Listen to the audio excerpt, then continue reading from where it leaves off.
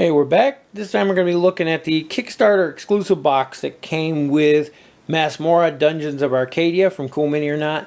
If you were a backer on the Kickstarter, you're going to be getting one of these boxes. Most people probably already got them. I got mine kind of late. But open it up and show you what comes in there. Nothing really fancy on the packaging, just a plain brown box. But it's okay because nobody's really probably going to keep this stuff in there. So first thing we have is our miniatures. I'll show you those a little closer up in a minute. But you got 14 new miniatures that can be used in both Masmorra and Arcadia Quest, which is really cool. We've got 2 pet dice for extra characters who need the extra die for various abilities they may have. This basically lets you use multiple characters that get the extra die at the same time without having to pass dice around if you bought the add-on extra dice set so everybody gets their own set. It also comes in handy. You just keep these right on the card that grants the extra dice so you remember that you have it. Next we have a bunch of monster dice. Most of them are from creatures from Arcadia Quest and the various incarnations. There are a set of the Rigor Mortis dice, which were a promo thing. These are the nameless / faceless dice, whatever you want to call them. I did have several of these, if you can tell, are not really, it's not going to do it on the camera because the camera's actually focusing on it, but some of them are really blurry images. If I can find 2 of them and put them side by side.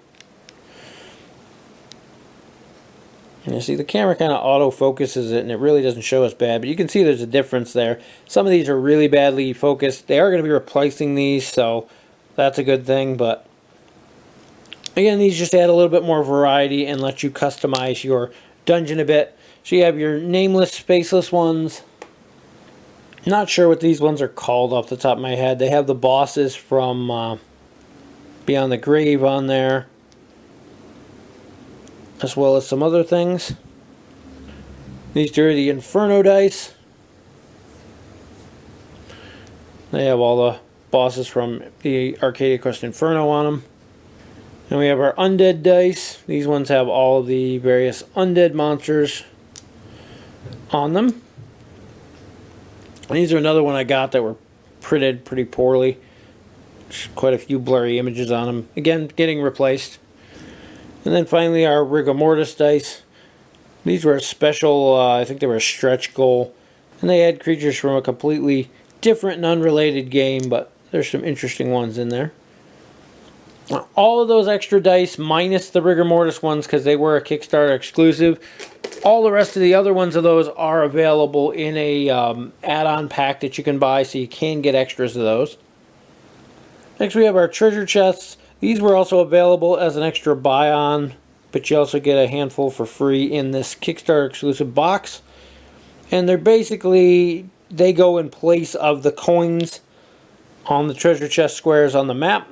As they pop up, just gives you some 3D look to it. You can also use them in Arcadia Quest for the question marks and whatnot. You only get 5 for free in the pack here, so they're pretty much only going to be useful for Masmorra, unless you bought the add-on itself that came with a bunch more. But they're kind of neat. I might be using them in other games as well. You also get a pack of the plastic coins. These are the same Arcadia Quest coins that they used in the add-on you could buy for Arcadia Quest. They're nothing too spectacular. I mean, they're kind of cool in regards to being something different. They have that sound to them. And they replace the cardboard tokens for money in the game. Other than that, they're cosmetic only. I might actually put these in with my Arcadia Quest box because I recently bought the plastic coins for there. These are also available in a metallic version that actually sounds like real change. It's kind of cool. And those you can buy right now in stores. They're an expansion pack for the Arcadia Quest game. It's the exact same coins, basically just minted in metal. And you get less of them in the pack. I think you get 100 of these in the package when you buy them individually. Those you only get like 50. But still, they're kind of cool. A little pile of different reference cards here. These actually go with the set of dice. You have our undead ones here. Explains all the creatures and their abilities. There's the nameless, faceless ones on the back. These are just like the reference cards that came with the base game. There we have our Inferno guys. And on the back of those is the other. I wish I could remember what the name of that die was. And then finally we have our Rigor Mortis ones.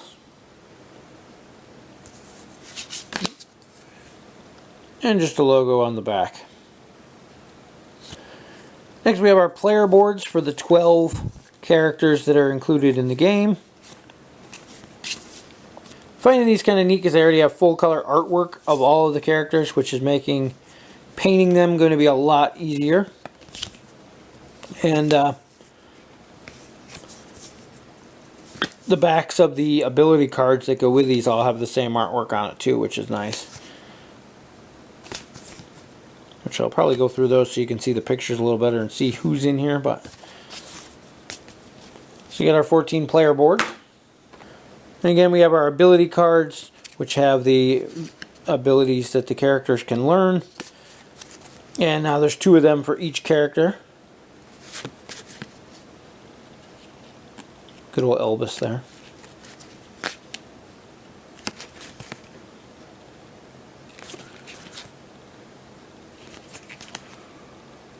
Guy from Assassin's Creed. All the characters they use in Masmorra, well, this version of it as well as Arcadia Quest, are based on something. They all have references to a popular character or a they all have a reference to some base character in either pop culture or movies or something, so you can track most of them back to their sources. Somebody actually has a post on a website somewhere that shows them all. And then finally we have the one thing that really makes this whole thing outstanding are the Arcadia Quest crossover cards, and these allow you to play any of the 14 bonus heroes here in Arcadia Quest as well as Masmorra. So those are really cool, especially if you own both games, being able to basically get another nice chunk of characters to play in both games. The 5 that came in the base game have these as well. So do the 5 that come in the expansion pack, as well as a couple of the other add-ons. So really cool to see those in there. The models themselves, as I said with the base set, are slightly lower detail and quality than the original Arcadia Quest sets, but better than most games out there still. Again, the scale on some of them is quite wonky. They're not even to scale with each other somewhat, but still cool figures. She's another prime example of why I won't be using the plastic bases that snap on and off.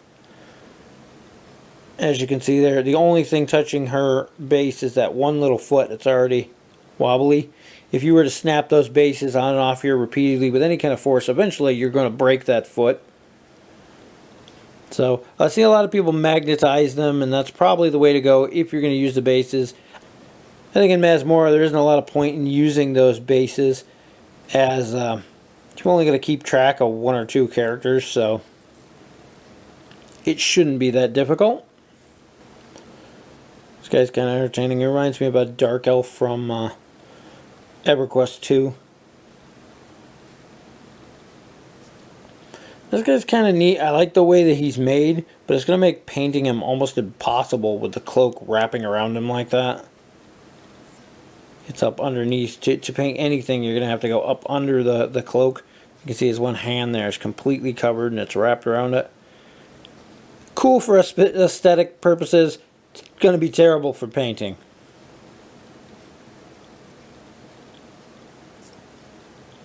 I do like the fact that there's such a variety in the characters. All of them are very unique in their own way. This guy's absolutely massive in bulk. His arms are bigger around than some people's heads.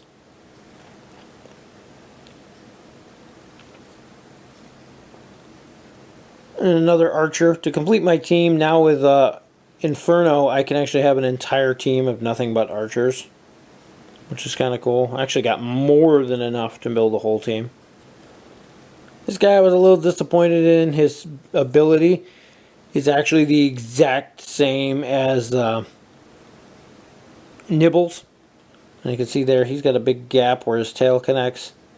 Might have to do something about that before I paint it because that's going to show.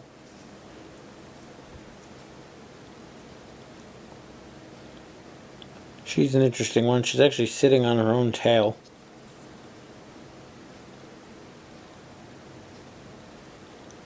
I find it interesting they gave us 2 female clerics. We have her here and the, I guess she might be a dwarf, but she looks more like a cleric to me. I have to look at the cards. But,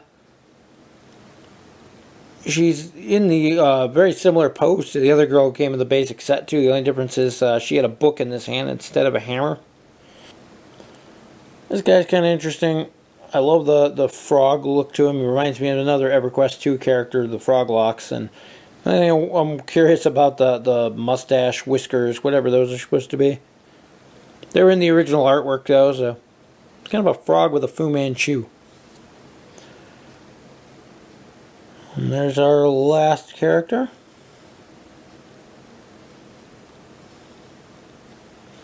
Overall, it's a pretty cool box. Lots of cool new variety for both Masmorra and Arcadia Quest.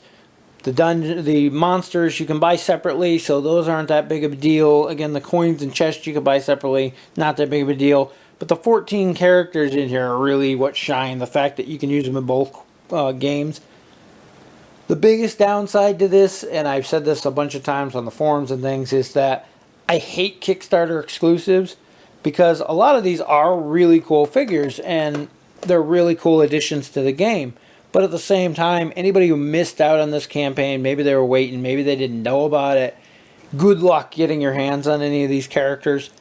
The ones from the original Arcadia Quest game, the box like this that they had for that game, usually goes online for about $300. So if you didn't kickstart, you're not going to get one of these, and chances are the secondary market on it's going to be stupidly, ridiculously high priced. People buy multiples of the thing just to resell them, which I think is stupid, which is why I think the whole Kickstarter thing, exclusive-wise, is stupid anyway. Cosmetic bonuses like the coins are cool, the chests are cool, things like the free edition of the monster dice, which again you can buy later on, those are cool. Love that kind of stuff in Kickstarters. Anything that's a deluxe version that gives you like plastic tokens or things like that, visual upgrades that don't affect gameplay, I'm all for Kickstarter.